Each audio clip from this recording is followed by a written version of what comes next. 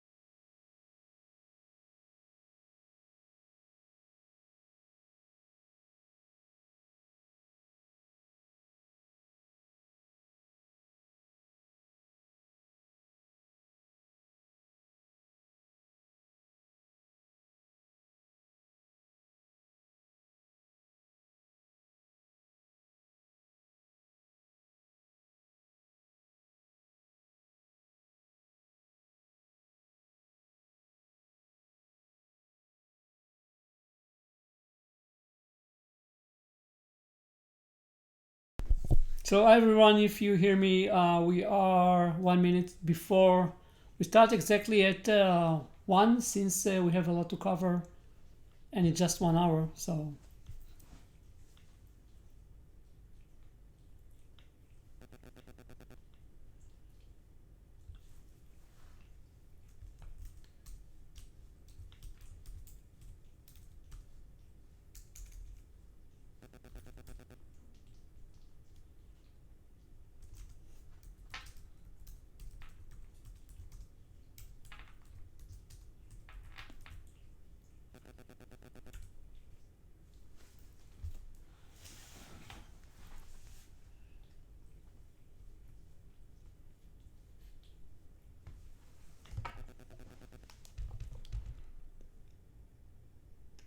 okay, so we'll get started. I'm not here alone. Together with me is Tai. Tai, can you say hi?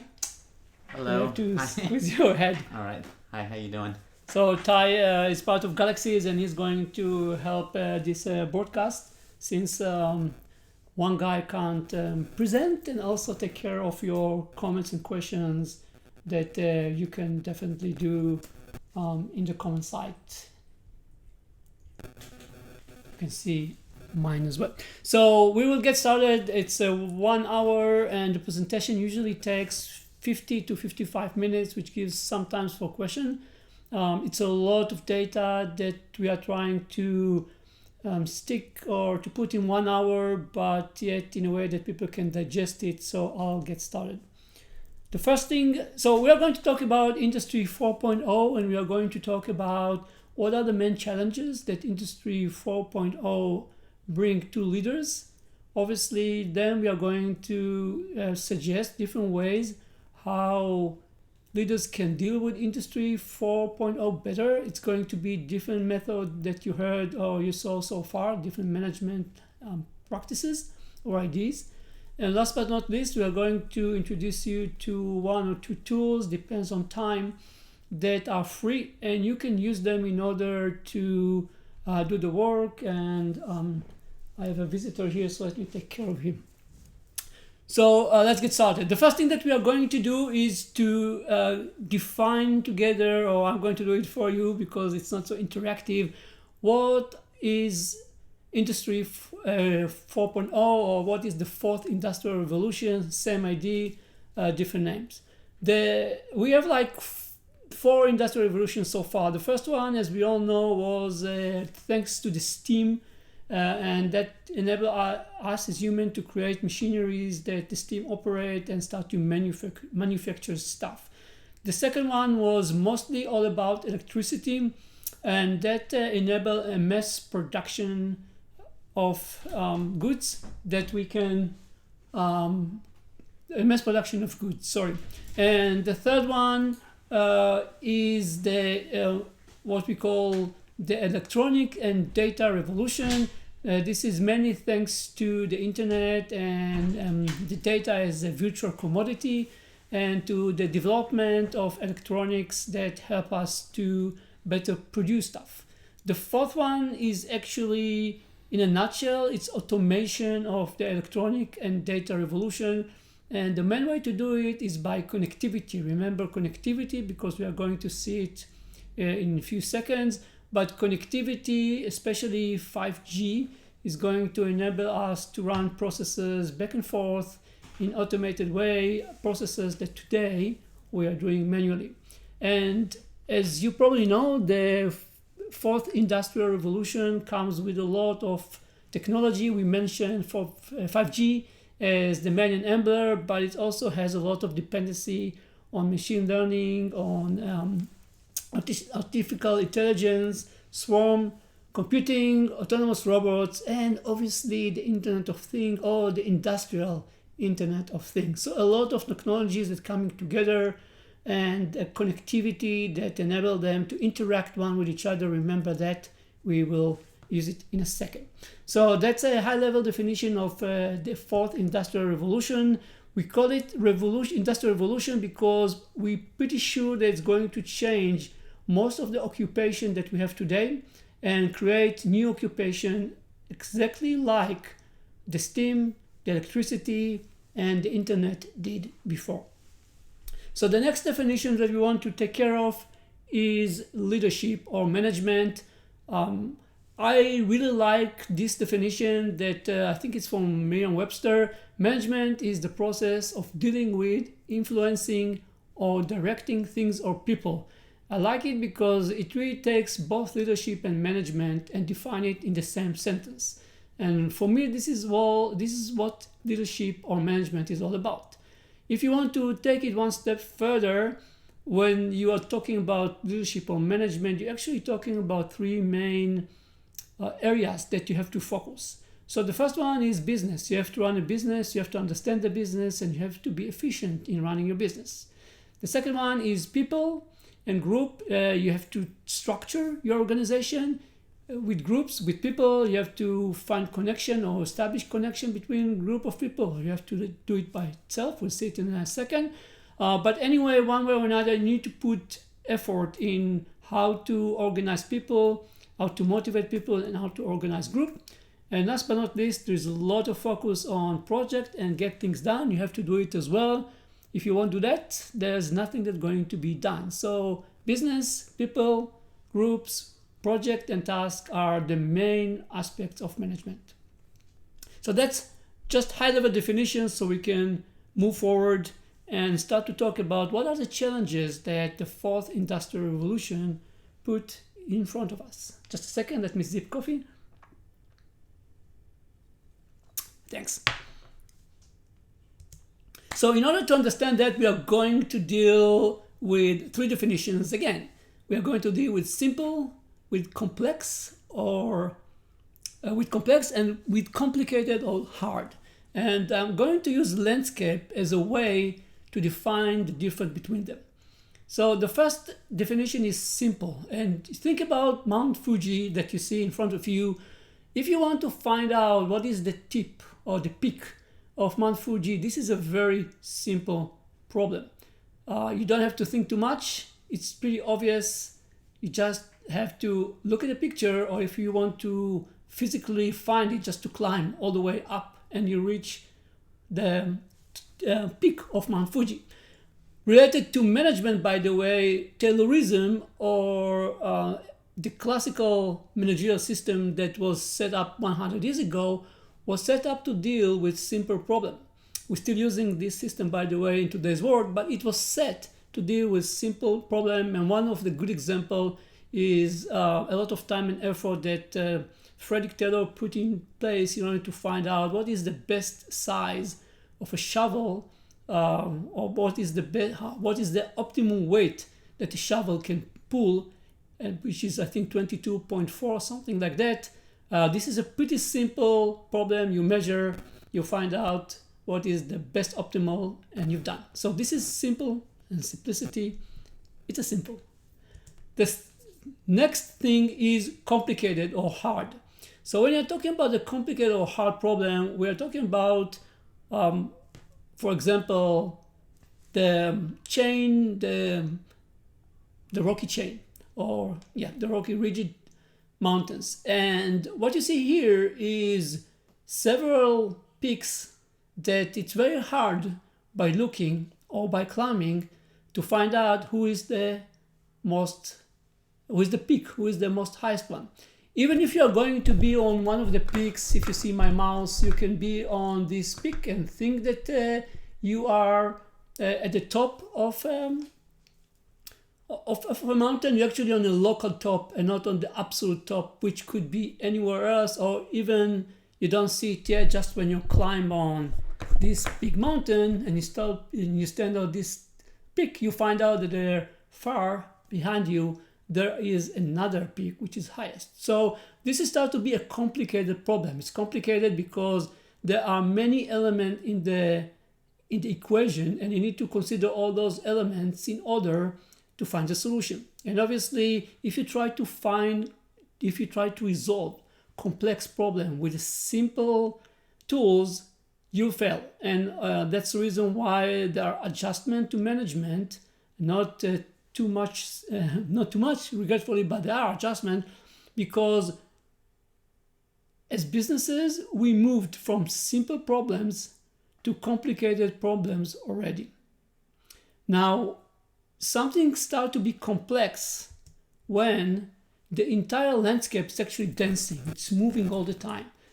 Think about a ridge of mountain that still under influence of tectonic operation and lava coming in and out, changing all the time, all the landscape, where any change in one element of the landscape definitely going to impact other elements in the system as well. So there aren't any peaks that are stationary. The peaks are changing all the time. All the landscape is actually dense. And this is a complex environment, a complex problem, because you are going to experience a lot of unexpected behavior. If in simple and complicated scenarios you didn't have anything unexpected, in complex environment or in complex problem, you are dealing all the time with unexpected environment. And if you start to connect the dots, all the technologies and elements that we saw in the fourth industrial revolution and the connectivity that hooked them all together simply increase significantly the complexity of what we are going to deal with in the fourth industrial revolution. It's actually started to it's already started now. In order to understand how complexity is done in a business and how dangerous complexity could be, we are going to deal a little bit with variety. So there is a law that's called Ashby laws. If you are not familiar with that, go and read about it. This is a very simple law that can help you to predict whether a system that you are looking at is going to be successful or is going to fail. You can use it as a game. It's working extremely well. So this law of requisite variety is pretty simple. It says that if system A wants to control system B, system A has to have at least the same variety that system B has, if not more than that. And from Ashby's perspective, variety is the number of states that a system has and the number of resources that system has. And if you're taking that and you're thinking one step further, you actually start to see that there are two loops here that I'm going to go through that all the time create more and more complexity in organization. So the first loop is, let's say that we started with a certain time frame in an environment. So we have certain variety in the environment external to our organization, which means that we, as an internal, wants to increase the variety. So we are going to increase our variety. We are going to increase our variety. Competitors and the environment needs to deal with us. So they are going to increase their variety. They're going to increase their variety. They're going to have a negative impact on us. Negative impact on us, we are going to increase our variety. We are going to increase on variety. We are going to have a negative impact on the external variety. And you understand there is a very vicious negative loop that actually increases variety all the time, internally and externally. Now, as we said, every time that we're increasing variety, we're actually increasing the internal state and we are increasing internal resources. When we are increasing internal state, we are increasing complexity. And when we are increasing internal resources, we are increasing complexity. Now, what happens when we have too much complexity? We are adding people. We're adding people to deal with the complexity. And when we're adding people, we're actually creating more complexity. So as you can see, there are two vicious loops, one internally and one externally, that in order to keep ourselves in the competition, in order to have more variety than others that we are compete with, we are increasing our complexity all the time. Now that's good, but in some point of time, complexity will crash the organization. And this graph is an attempt to explain it. So you can see the gray line. This gray line is actually the maximum number of resources that organization can have. And you can see that as the organization is evolved, it is growing the number of the maximum number of resources that it can contain, but there are limitations of this growth. On the other hand, the orange line is the number of resources that we hire or add to the organization. And the blue is the complexity. So obviously complexity start and you saw the vicious cycle, which means it's going to grow exponentially. To deal with the exponential growth of complexity, we will hire more and more people. But once we reach the peak here, once we will reach the peak of the number of resources that we can handle, and we get into this red area, then the organization is going actually to break apart. And if there will be a line that define the progress of the organization, it will be up until here, and from here it will go down, and we will end up like Toys R Us or any other organization that didn't have enough resources to deal with the complexity. So remember that, because as we're going to see, there is always a balance that you need to keep between variety and complexity. And one of the main problems of the industrial revolution, the fourth industrial revolution, is the fact that it is increasing complexity in very significant exponential way. So the second thing that we want to do is to look on the peaks, on the business peaks. What are the business peaks that keep on changing all the time, that create this complexity, so we get better understanding. So the first one that we want to talk about is organization structure or organization dynamics. Today we are dealing just with people in organization, and that's complex enough. Just a minute, I want to drink. Now, as we understand, in the future, we are going to have bots, which is actually a piece of software that's doing something automatically for us. And we are going to have cobots or robots.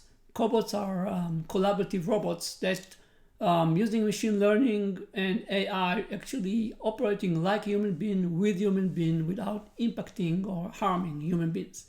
So we are going to deal with a completely different dynamic in the environment to a level that you might find yourself as a human being in a team with cobots and bots reporting to a cobot that runs the show. So we're talking about the completely change in dynamics inside organization. By the way, if you are using RPA in your organization, you already use robots or bots that doing work for you. Simple work, but it's going to evolve. And you can see already, if you're doing that, if you're using RPA, you can see already a different dynamics that change in organization. Definitely what you see here is a peak of a business environment or business landscape that is changing and moving all the time as more and more technologies are getting into and more technologies are capable of performing people activities. The second thing is how we are doing with project and task. So let's stick again to simple, complicated, and complex. When we have a simple problem, we can use a waterfall approach. It's also working to some extent to a complicated problem, but when you have a really complicated problem, you started to move more into agile landscape. You're starting to experiment more as you are moving, see what are the results, find out whether the result fits to what you're trying to do, and adjust all the time. When the entire environment is in flux and it's moving all the time and you have these dancing peaks, then the environment, the work in the environment is changing all the time. And here there are different and new approaches that are dealing better or claiming that are dealing better with environments, with complex environment. One of them takes the double helix approach of our genome and trying to introduce an evolutionary approach to project, which is different than agile and different than waterfall. You can find detail about it. It's really interesting how we are starting to leverage more and more elements from nature in order to deal with complexity. But this is definitely another element that has peaks and valleys, change all the time, work. The next one is technologies. So we are experiencing two major changes in technologies. The first one is quantum computing. I don't know if you read the news. It was published and then immediately released for some reason. But Google and NASA managed to use quantum computer to run a computation that takes in the best IBM PC 10,000 years. They managed to do it on a quantum computing in 3 minutes and 20 seconds. 3 minutes and 20 seconds comparing to 10,000 years. So there's a huge difference here.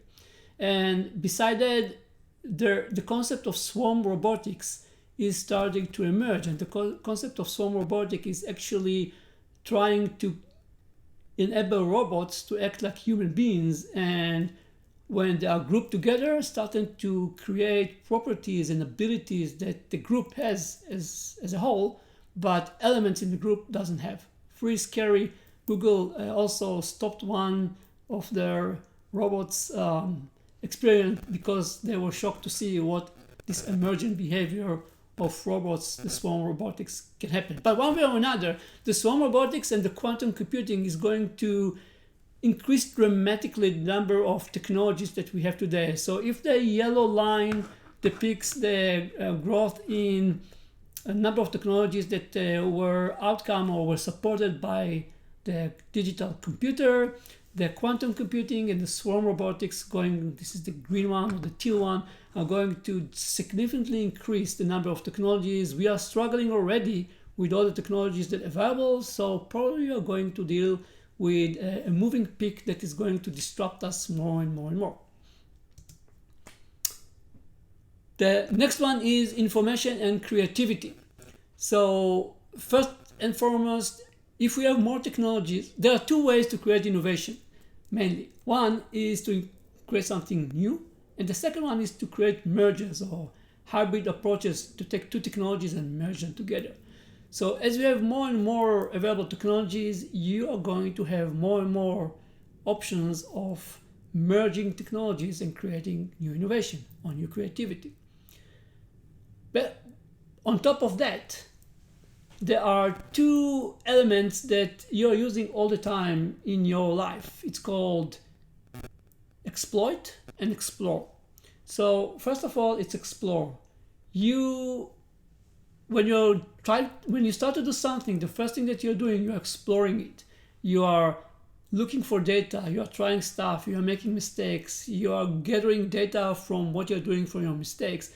And in some point of time, you don't have any choice but to take the data that you collected, exploit it, and make actions. So when you're in a simple environment, your exploration time is minimum. and your exploitation time should be the maximum. There's not so much to explore. You can explore, understand, and exploit as much as you can the data. The second one is complicated environment or hard environment, hard problems.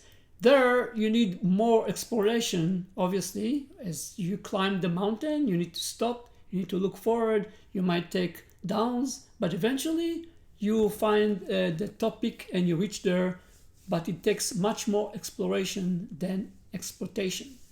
When you're getting into complexity, as you can see so far, there's so many elements and changing all the time, and they're all connected one to each other. We are talking about increased complexity in the business environment. Then, actually, most of the time needs to be focused on exploration. Because if you want to explore all the time, you're going to take action, and you're going to find out that those actions are or irrelevant, or in the worst case scenario, simply going to damage your effort. So this is the idea of complexity and exploration. And the idea is that we need much more exploration. Now, guess what? Exploration is innovation and creativity. And we already today, one of the big challenges of organization is how to increase creativity. So we're already dealing with problems with creativity, but the demand for creativity and innovation is just going to grow as the environment, the business environment, is going to become more and more complex. And last but not least, we're all people and we all hate changes. So as the pace of change is going up, as new technology is coming, and as people going to lose their current occupations, they're going to work in a different working environment, they're going to be less and less open to or more resistant to innovation and creativity, which actually put the entire innovation and creativity in a very tight space, and simply something that everyone wants to achieve, but it's very hard to get today, and it's going to be much more harder to get in the future. So all of those are changes in the peaks or in the landscape of your organization, but also the business as a whole is going to change dramatically based on Industry 4.0. So the first thing is we'll see more and more industries that will disappear, and more industries that are going to created or emerge from nothing. And this is going to impact every organization and every industry that exists today. The second thing is the barrier to get into the market and to be a competitor is reducing more and more. And with automation of data and the digital aspect that you have to the element that you have today, electronics that you have today in the organization, is actually going to reduce the barrier even more. It's going to be pretty easy to get into the market and compete. Today, so we are Galaxies. We have a solution. It costs us $50 a month to run an entire operation on AWS that 30 years ago needs servers and people and entire crew. Today it's like $30 a month. So the barrier is just going to be down, which means that the business world is going to be much more chaotic and change all the time. And last but not least, as I mentioned before, people don't like changes, but the changes happen more often, and it's going to stress people more, which is going to change dynamic in the business world as well. So those are all the changes that we are going to face with. Those are all the challenges that we need to deal with. The question is how we can address them. And in order to do that, the first thing that we need to understand that this is a great quote by Albert Einstein. You can't simply resolve problems that you created with one thinking without changing the thinking. So if we want to resolve the problem that we created so far, we need to change our thinking and come with new way of thinking in order to deal with complexity. The tools, the management tools that we're using today are mostly dealing with simple problem and complicated problem that's simply not adequate to deal with complexity. But luckily for us, science has already the solution. So I don't know if you know, but most of the managerial theories are actually based on science, and but all based on science before quantum mechanics. And after quantum mechanics, science keep on evolving. And as you can see, the involvement that science has after quantum computing, quantum mechanics was much more geared into dealing with complexity. So the first thing that we want to deal with is chaos theory or chaos mathematics. And chaos is simply, it's a science that deals with non-linear phenomena, or phenomena that are starting with a very steady, simple state and suddenly become very unpredictable. Like water that in some point of time, if you heat them, transform themselves into gas, and or if you cool them, transform themselves into something solid. It is like the transformation area is very chaotic. It's a phenomenon that's very hard to understand how it actually happened. And I gave you two examples that you can see below. Now the idea, so one is turbulence, it's here, and the other one is weather or cloud, that actually were one of the main reasons of the focus on chaos. One way or another, the chaos theory is focused more on how chaos is created. And there are really many elements in chaos. I'm going to focus just on 4 in order to show you what you can leverage out of chaos when you are doing your day-to-day work as manager. You don't need to shy away from that. You don't need to afraid of that. You need to understand it and simply leverage what you can what you can from chaos in your management, in your daily management. So the first element that I want to deal or discuss is strange attractors, or what we know as the butterfly effect.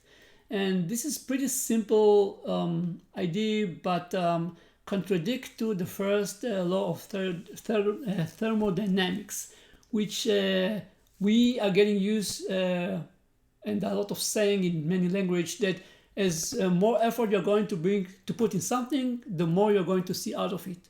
Well, strange attractor just say it's a BS. So in reality, you might have very minor changes to a system or to an environment, and the end result is going to be very significant, what we call low-hanging fruit. And sometimes you're going to put a lot of effort, but the impact on the system is going to be pretty minimal. So this is actually defining visually, or defining how chaos is going to, how you're going to see chaos.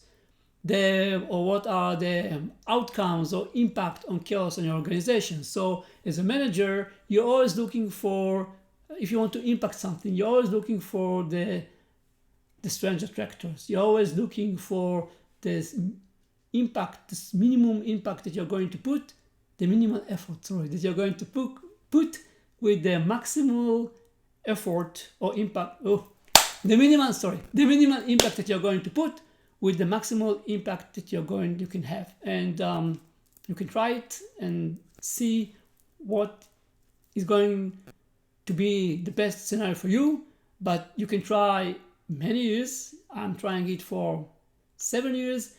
It's always going to surprise you. This is something that you need to understand. You can never ever anticipate what is the change that's going to bring a huge impact, and what is the change that's going, a big change that's going to bring zero impact. Anyway, the way that chaos is being created is it's pretty simple, by the way. And this is the idea of, I made a mistake. So this is not bifurcation, this is fractals. So this triangle is actually defining what fractals are.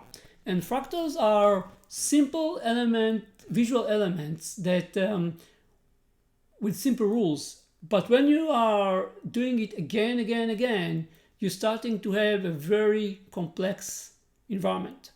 And what you see here, like the fractal here, is just you take a triangle, you cut every triangle in the middle, and you created another triangle with the half size in each one of the side of the triangle, and you keep on doing it again, and it's endless.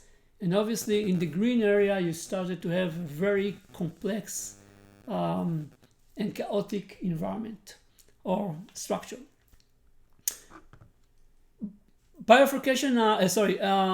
Fractals are very important for organization because you can see fractals everywhere. Leaves are fractals, cauliflower is fractal, trees are fractals, almost everything around us is fractal. Nature uses fractal a lot. It's not hierarchy in nature, it's fractals, and it's the same containment idea, but there isn't any rank or authority inside a fractal structure. So something to learn from. The third element is bifurcation, and bifurcation is how we're starting from one simple line that break into two, then break into four, and suddenly we started to see a chaos. Okay, so you can see here tons of white and black areas. Every black area that you see is actually, if you zoom in, you'll see the same structure as you see here. It will start from something simple that will split into two, that will split into four, that will split into eight, and then by power it will grow into something much more complex. But as you pay attention, sometimes there are black elements, which means that there is a flip from complexity to more order. And one of the interesting things about bifurcation is that there is always same ratio between a change from one state to another. And the ratio is 4.669. And if you want to measure how many connections you have in an organization, once you see the ratio is reaching 4.669, probably your organization is on the edge of more chaotic environment. So this is something that you can leverage for your own knowledge as well. And last but not least, I decided to use universality. The idea of universality is that everything that you see in chaos environment, that in one chaotic environment, it's actually applied to all chaotic environment. And when the science of chaos started, they went and tried to show to biology or to mathematics or to economy that they also have chaos, and the same idea of chaos applied to their industries or to the science. And it was extremely hard for them. People didn't manage to listen, and even they were very physically opposed to the idea. But eventually they prove it. So your organization, every organization, especially with the number of connections and with the number of technologies and the dancing landscape that we saw, is a chaotic environment. So everything that you can suck or learn from chaos is actually applied to your organization, and you can use it for better running yourself. So before we are moving to the next one, let's speak a little bit about systems. Okay, with time. So systems are really simple. When we say system, what we mean is that we have certain parts that connect one to each other, and they are working together to reach a certain goal. That's a system. It could be a software system, it could be an organization, it could be the market, it could be an ecosystem. A lot of stuff around us are system, and this is the definition of system. Now, sometimes there are connections between one element of a system to another element of system, and not sometimes, it's happening all the times. And usually when we drew a line around the system, it's very artificial line. It's something that we are doing in order to make our life easier. For example, there isn't, if you think about it, you find out that the line that we draw between us and vendors is kind of artificial line. We are different business entities, but we are so much depending one on each other, because if we won't sell to our customers, the vendors will impact. And if the vendors won't provide us good materials, we can't sell to the customer. So like the customer, you as a business, and the vendors are actually one system, and we are drawing the lines just to try to make a complex environment less complex and more complicated, following the terms that we define. So this is a system. Why we care about the system? We care about the system because there is a science that's called complex adaptive system.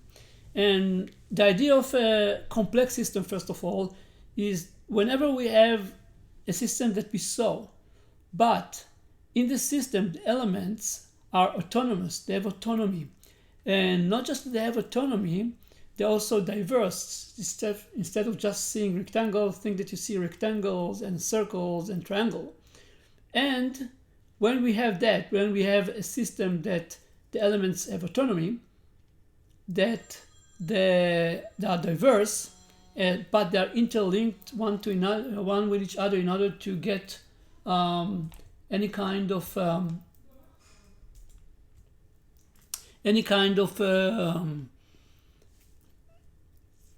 sorry, I have to go back. So when we have a system that all the elements in the system are interlinked, they are diverse, and they have autonomy, we call it a complex system. Going back to our definition of complexity, those three simply create the moving landscape that we talked before. We call a system a complex adaptive system when the agent or element in the system are also learning. So they listen to feedback that's coming from the outside and they're adjusting their internal behavior in order to better adjust themselves to the environment. And then they are becoming complex adaptive system. Now, the idea of complex adaptive system is so if chaos focus on how complexity created, complex adaptive system focus on what are the attributes that make complex systems successful. How complex systems are successful in, by the way, very complex environment around them. And this is pretty significant to what we are trying to look at, because we are trying to look at ways how to deal with complexity. So apparently it's already exists around us and there's a science that do it. So everything that we can take from the science probably going to be very helpful for us to understand how we can deal with complexity. So there are 14 different attributes of complex adaptive system. I'm not going to touch them all. I'm going to touch just 5 to show you the difference in the approach of complexity and complex adaptive system and how they can impact for the good and for the bad. You understand it by yourself on your organization. So the first attributes of complex adaptive system is that there isn't any central control. Your brain is a complex adaptive system, yet there isn't any one neuron that control your brain. That's given. The market is a complex adaptive system. There isn't one trader that controls the market. My hand, everything that you're going to look around you. So simply in complex adaptive system or in complex system as well, there's no central control. The second thing is they are self-organized. There isn't any manager or any entity that define to this swarm of birds to organize that way in order to protect themselves. It just happened naturally. And that's the way that complex adaptive systems survive and thrive. The third thing is that there is no silos. So our organization are based on silos. We are grouping together people based on functionality.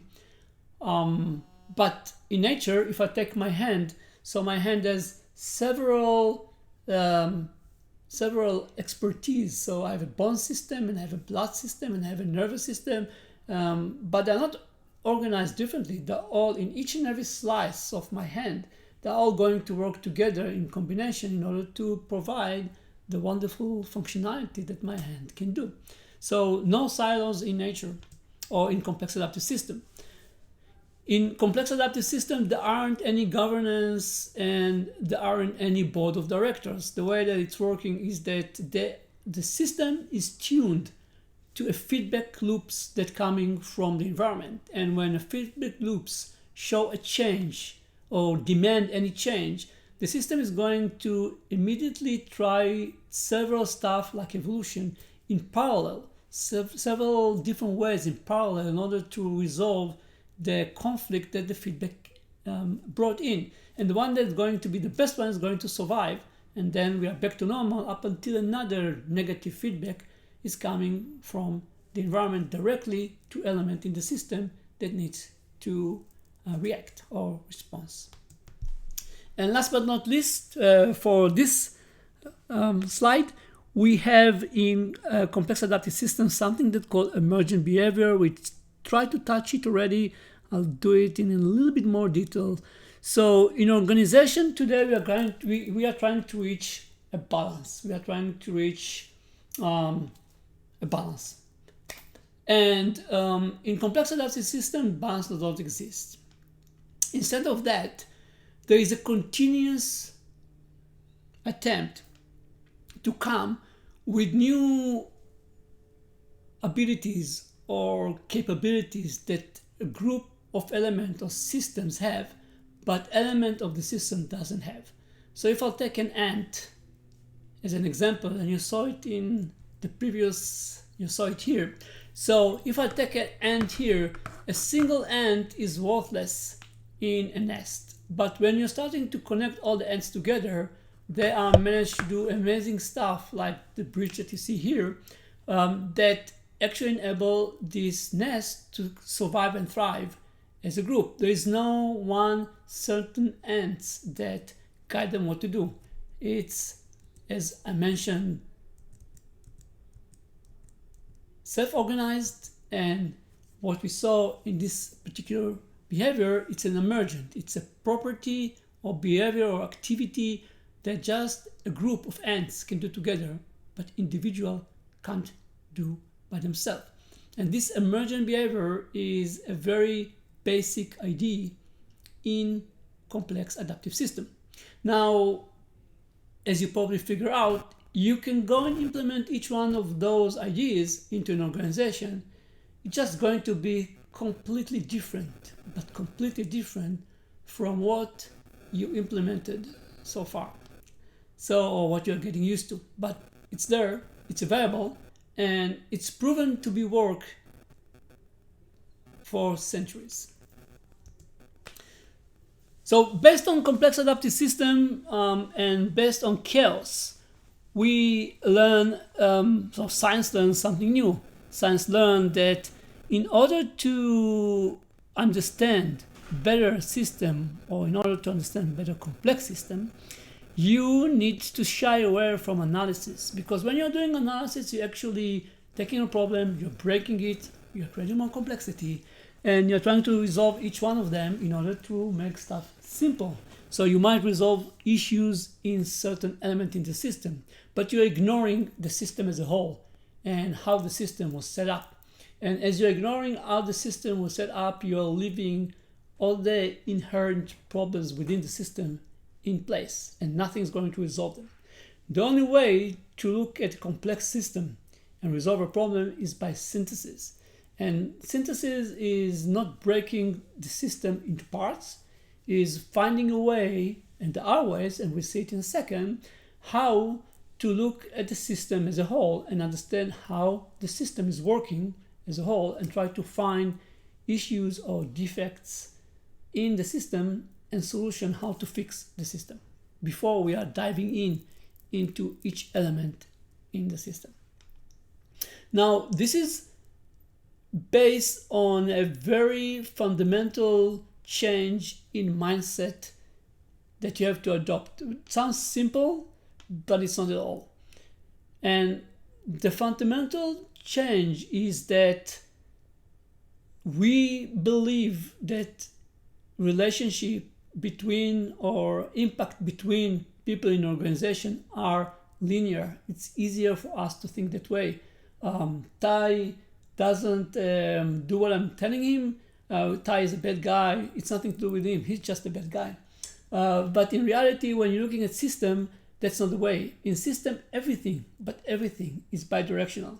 So if Ty is not doing something, it's not because Ty is A, it's because I did something that caused Ty not to do something. And I know it sounds simple, but it really takes a lot of time to grasp it. And once you grasp it, you start to understand system in much better way. The next idea is antifragility, and we took it from Nassim Taleb, but I think it's extremely important for organization that dealing with complex environments. So complexity increases internal pressure and external pressure. And the idea of antifragility is that you need to find a way to create something that is completely anti-fragile. Like if I take a stone or a rock and I put pressure of him, eventually the rock is going to break. It's not anti-fragile, it's fragile at some point of time. But if I'll take water and I try to put pressure on water, nothing will destroy the water. They might change from one state to another state, but nothing will destroy them. They are going to stay the same because it's not agility, it's antifragility. And you can create antifragility elements within an organization. It can be done by changing structure. It can be done by changing different management styles. It can be done in several ways. But as you can see in the picture, it's much more easier to manage a stone. It's much less easier or much more complex or complicated to manage something like water, which is fluid.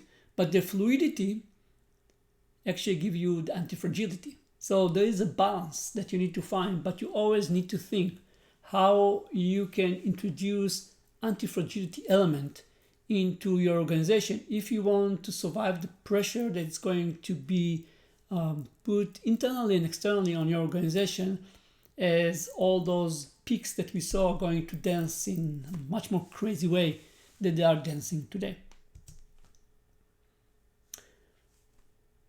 Second thing is, as I mentioned briefly, you can adjust your management and you can adjust organization structure.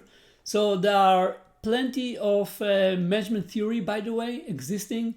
Every management, eventually if you're going and ask people in your organization, probably they won't know, my experience, but if you go and understand how managers think that they are managing, and you're going to read all the existing management theories, you'll find very clear lines between how someone is managing or his style and management theories that exist there. Now, there are modern management theories that hardly being used, that are much more applicable to complex environment, that actually based on complexity. And there are management theories that are fit for complicated world, not so applicable for a complex one. And we are still using management theories that are actually a fit for a simpler environment, like Taylorism or like administration or bureaucracy, all almost 100 years old management theories that fit simple or simple problem. Anyway, there are slew of options and that impact both the management style and both what is the structure of an organization. And you can see here different options that we are getting into because of time, how you can structure your organization. But adjusting your management and structure based on ideas that are more fit to complex environment is definitely something that you would like to explore. It's not easy though, I can say it out loud. So let's move into tools. It will take us 2 minutes or 5 minutes, and then if you have any question, I'll be happy to answer them. So there are several tools that exist. The first one is it's not actually a physical tool. It's more it's a language. It's a visual language with rules, and it's a methodology that called system thinking.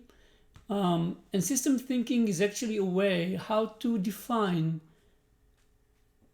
a system, how system is working, what are the interdependencies within a system, what is the flow between elements in the system, how the system behave. All of those can be depicted, as you can see here, or in causal loop that are here. So causality or causal loop are defining different element or agent in the system, and now each one impact or what it causes to others. Or in stock and flow diagrams that actually define how flow is done between different stocks. And what's nice about stock and flow diagram that you can group them together into a computer model, and you can actually run simulation to see how your organization is operating now based on certain system configuration. And if you're going to introduce new policies, new structure, new interaction, how it's going to impact your organization in the future. Behavior over time and functional and graphical functions are usually more used into flow diagrams. So causal diagrams are very high level. Flow diagrams take it one step lower and gives more color in what exactly those lines and what is the interaction, which data flows here or materials flows here, what is the relationship between this and that, and how it's behaving over time has impact on how it's going to be in the future. And there is a concept of archetype, which is extremely important. So archetypes are like patterns like anti-patterns in software. So if you find an archetype, it means that you find certain causal loop. And this certain causal loop is a classical error in a system. And the archetype explains what is the error or what is the defect and what you can do actually to dissolve or resolve the problem. So system thinking in, 2 minutes, very important tool to deal with complexity, dive in, very helpful tool to deal with complexity as well. Now, on top of system thinking, there are tools, and there are two tools that are coming for free. One is Insight Maker, and one is NetLogo. The example that you see here is from Insight Maker, and what you see here is kind of a flow diagram. You can see here a stock, and you can see a flow coming in and out. And you can actually take this model and run it, and what you see here is the result of the simulation. And if you tweak each one of the elements in the model, you start to see how it's actually impacting or might impact in reality. There are 3 types of diagrams that you can do. You can do causal loop, as we define. You can do stock and flows. We discuss it as well. And you can also do agent-based diagrams. This is define how agent or parts in the system are interact and impact one each other. This is kind of a cutting or bleeding edge in science, agent-based. It's actually, so if you're going to do just mathematical models, they are going to be accurate and not very accurate, but they are missing agility or flexibility. Agent-based give you the flexibility to much more flexibility or a lot of flexibility, and it also enables you for each and every agent to define rigid algorithms that are more following the mathematical approach. So you can enjoy from both worlds really cool and interesting way to understand a problem. Now, one sentence which is very important: every model is wrong. There's no model is going to depict reality, but they're all very helpful. Just putting this model enforce you to think, and this thinking actually enforce you to get better understanding how this system is working. So that's all. That's what we want to share with you today. I know it's high level. Again, Industry 4.0, much more component, much more element, much more connectivity, increased complexity, makes a lot of elements in the business and in your organization move back and forth like a dancing landscape, increased complexity, and there are tools available today, concept tools, methodologies that you can leverage in order to better deal with complexity, better to start to know them now and be familiar with them and use them rather than be surprised. And if anyone has any question, that's the time. We have 2 minutes before I think it's going to be shut down automatically by. So any questions, use the chat in order to ask. And if not, thank you for your time. Really appreciate being with us.